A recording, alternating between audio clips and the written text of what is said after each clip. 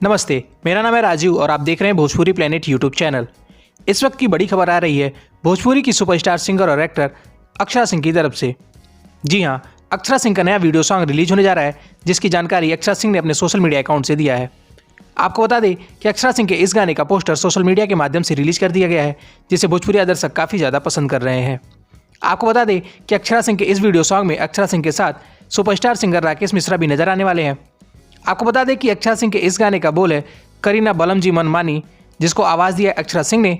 इस गाने को संगीत से सजाया है अविनाश झा घुघरू ने और इस गाने के लिरिक्स को लिखा है मनोज मतलबी ने। आपको बता दें कि अक्षरा सिंह का ये गाना म्यूजिक वाइड के यूट्यूब चैनल से 15 जनवरी को सुबह 6 बजे रिलीज़ किया जाएगा।